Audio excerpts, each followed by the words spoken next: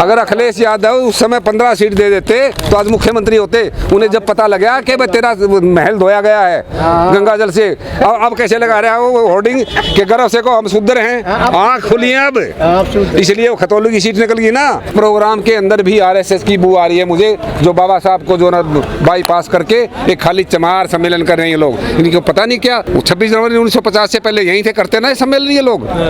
इनको सड़क पर चलने का अधिकार नहीं था, पानी पीने का अधिकार नहीं था। 20 मार्च 1927 को बाबा साहब ने पहली दफा 14 तालाब में पानी पिया। आज ये चमार सम्मेलन करने वाले हो गए। तो क्या दिक्कत है आपको चमार सम्मेलन से? नहीं, ये इसमें जो ना वो डिवाइडेड रूल है, आरएसएस घुसी हुई है बीच में। वो आरएसएस तो आपका काम कर रही है ना। आरएसएस के पास मुस्लिम संगठन है, आरएसएस के पास हर धर्म के कपड़े हैं, वो है आरएसएस सब भारत बनाने के बाद काय का जाति मुक्त भारत करे ना, लाए ना वो विधेयक आर्टिकल 17 में है ऑलरेडी, खत्म करी किसी ने कोशिश की। बाबा साहब को ये इन्होंने भारत रत्न तक नहीं दिया। वो भारत रत्न लेके जो कपड़े पहन कर बाथरूम में नहाते थे, नाम बताने की आवश्यकता है क्या? पत्रकार महोदय, आज आप जो ना बिल्कुल आपके सारे मौलिक अधिकार खत्म हो चुके हैं। आपको 5 किलो राशन पर रखा जाएगा, ना मरने देंगे ना जीने देंगे। आपकी शिक्षा खत्म, स्वास्थ्य खत्म, आपकी सुरक्षा खत्म। आपको मोदी तानाशाह के तो सारे लक्षण भरे पड़े हैं।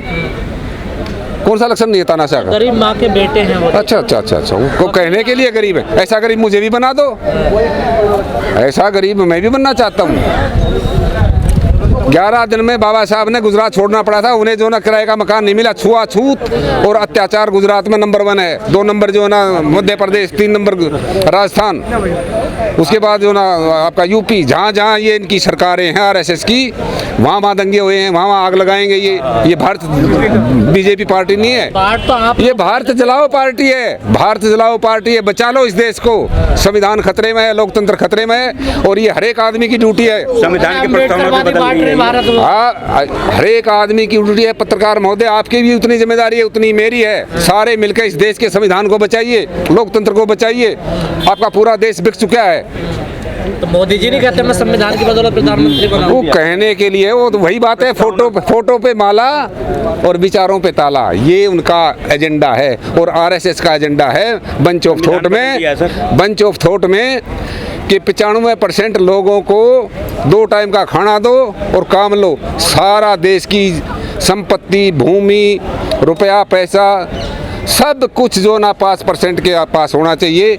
ये बंच ऑफ थॉट में गुरु गोलवलकर ने लिखा है, और वही किताब इनने सुबह पार्कों में पढ़ाई है आरएसएस की शाखाओं में, और उसी पे चल रहा है। यहाँ लड़ाई है सिर्फ संविधान और मनुस्मृति की टक्कर बज रही है। राहुल गांधी बचा रहे हैं ना।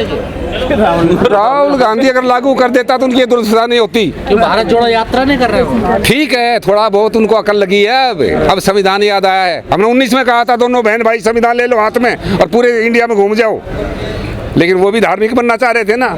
वो मोदी जी नाव में जाए गंगा जी में, पीछे पीछे प्रियंका जी भी चली जाए, मैं भी नाव की सवारी करूंगी। वो तू बड़ा हिंदू को मैं बड़ा हिंदू, तू नकली हिंदू मैं असली हिंदू। उसी ने तो कांग्रेस का सत्यानाश किया। और यही एक मसीहा है जो हर जगह जाके अपनी लड़ाई लड़ते हैं गरीबों की, और ये हमारा नेता है, ये अपनी पार्टी है। और सब लोगों से हमारी गुजारिश है कि इस युवा साथी के साथ जुड़े। भीम आर्मी एकता मिशन, आजाद समाज पार्टी। ये प्रधानमंत्री बनने चाहिए हमारे। आने वाले टाइम में प्रधानमंत्री बनेंगे। कैसे बनोगे प्रधानमंत्री? हम बनाएंगे ना। SC ST OBC माइनॉरिटी सारे 90% लोग बनाएंगे, एक नहीं बनाएगा। उभरता हुआ सितारा है ये तो मीडिया, आप जैसे जो ना दलाल मीडिया है जो दिखाते नहीं। टाइम्स वर्ल्ड की जो अरे छोड़ो उन बातों को, ये नहीं वर्ल्ड की पत्रिका में नाम आया। वर्ल्ड के 100 उभरते हुए युवा नेता। क्या तुम्हारी हिम्मत पड़ी किसी पत्रकार महोदय की कि उनके बारे में कुछ छापे बताएं लोगों को? नहीं बताया ना। चंद्रशेखर पर कैसे विश्वास करें? विश्वास करना पड़ेगा। अखिलेश को भी विश्वास हो गया। अगर अखिलेश यादव उस समय 15 सीट दे देते तो आज मुख्यमंत्री होते। उन्हें जब पता लगा कि भाई तेरा महल धोया गया है गंगा जल से, अब कैसे लगा रहा है वो होर्डिंग के गर्व से को हम शुद्ध हैं, आँख खुली है अब, इसलिए वो खतौली की सीट निकल गई ना।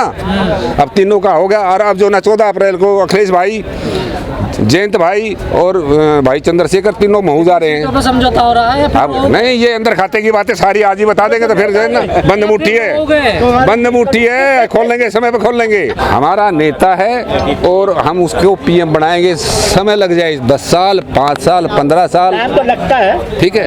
अरे कैसे बनाओगे? दिल्ली में 272 सीट लाएंगे, संख्या बल लाएंगे, जब बनेंगे कोई जबरदस्ती थोड़ा सीन के बनेंगे। अभी तो कम से कम 10 बार रोएंगे। तो मोदी और चंद्रशेखर में कोई अंतर नहीं। वो तो इमोशनल हुए थे, कहाँ रोए थे?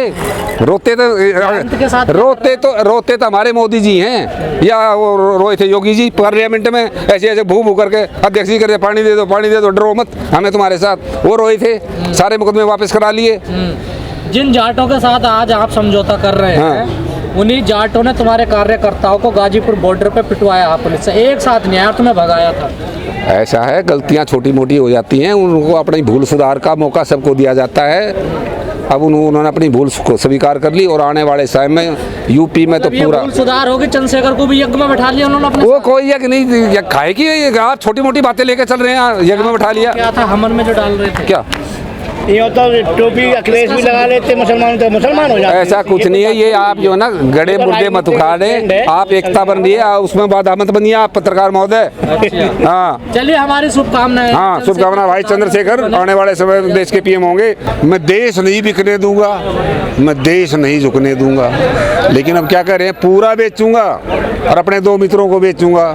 एक तो ये नारा था, एक नारा था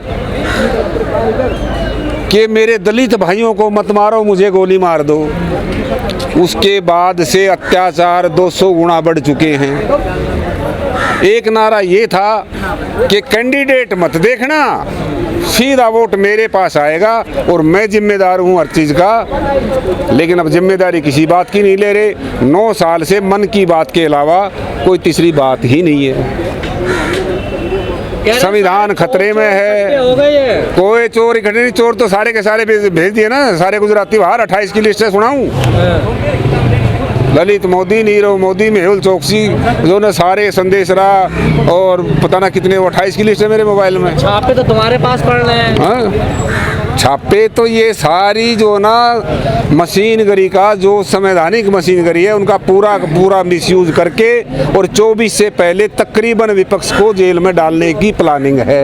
राहुल गांधी के केस के ऊपर जुरिडिक्शन का भी सवाल आता है। घटना घड़ी कर्नाटक में और जजमेंट मिलता है सूरत में। अभी तो मैंने सुना है कि बिहार में भी सुशील मोदी जी केस करने जा रहे हैं, कर दिया उन्होंने। तो मैं ये समझता हूँ कि जुरिडिक्शन का सवाल है। मतलब मैं अगर बंबई में कोई अगर होता है, मैं जम्मू कश्मीर में जाकर केस करूंगा, तो क्या जम्मू कश्मीर की अदालत उसको एंटरटेन करेगी?